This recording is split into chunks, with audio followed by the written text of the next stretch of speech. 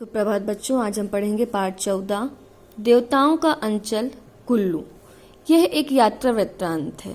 इसमें लेखक कुल्लू की यात्रा पे गए हुए हैं और वहां पे उन्होंने जो जो देखा है वो इसमें लिखा है। प्रकृति का सौंदर्य, लोगों का रहन सहन, धार्मिक आस्था, रीति रिवाज, दर्शनीय स्थान।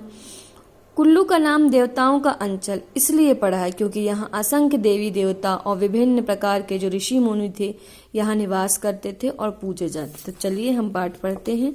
यहाँ से देवताओं का अंचल प्रारंभ होता है। इसका एक बढ़िया प्रमाण है मानवों की सृष्टि।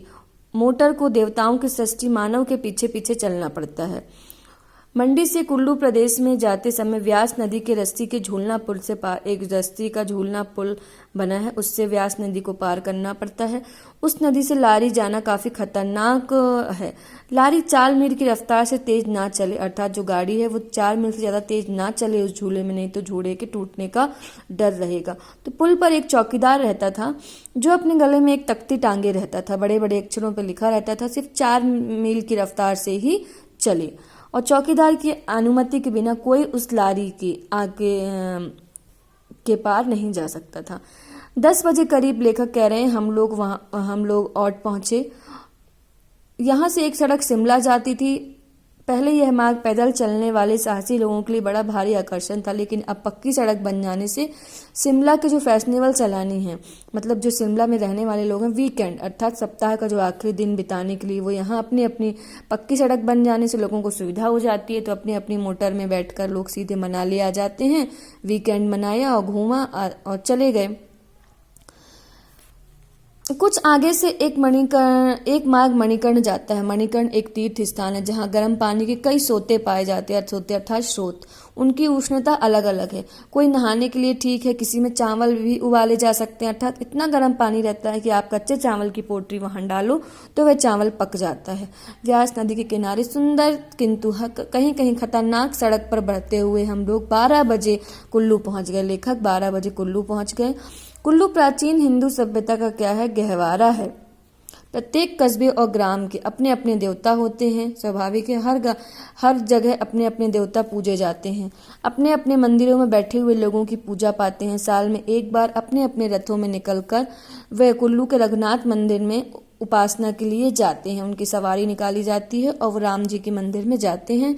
सैकड़ों देवी देवताओं और उनके मंदिरों के कारण, इस विराट सम्मेलन के कारण कुल्लू प्रदेश का नाम क्या पड़ा है, देवताओं का अंचल पड़ा है। यह असंख्य देवी देवता और ऋषि मुनि यहाँ के आदिम निवासियों द्वारा, जो यहाँ पे रहने वाले लोग हैं, उनके द्वारा ही पूजे जाते हैं। और यहाँ पे दशहरा के दिन विजयी राम का उत्सव भी मनाया जाता है।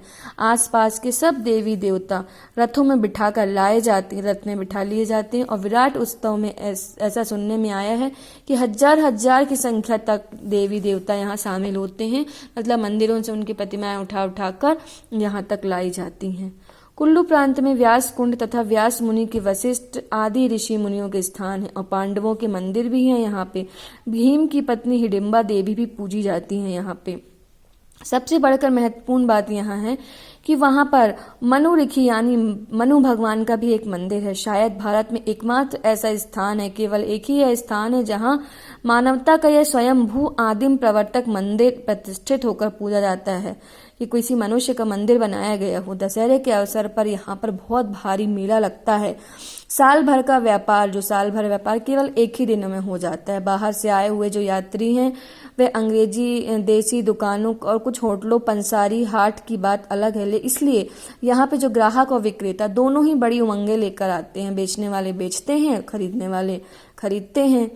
रंग बिरंगे कंबल, पट्टियां, पश्मीना, चरु, अन्य प्रकार की खालें, बाघ की, कभी कभी बर्फ के बाघ, स्नो लेपर्ड जो होते हैं, तरह तरह के जूते, मोजे, सिलाई पोशाकें, टोपियां, जो चीजें ये मेले में मिलती हैं वो सारी चीजें यहाँ। सोने चांदी के आभूषण, लकड़ी, हड्डी, सींग की कंघियां, देसी विदेशी, कांच के बिल्लौर, पत्थर, मनकों के हार, पत्थरों के जो हार होते हैं नए नए डिजाइन के, वो यहाँ पे बिकते हैं।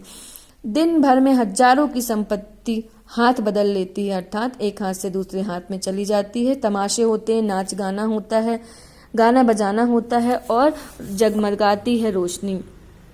उस दिन कुल्लू में हम लोग, लेखक कह रहे हैं, हम लोग 2 घंटे ठहरे, भोजन किया, फिर लारी में बैठकर आगे बढ़े।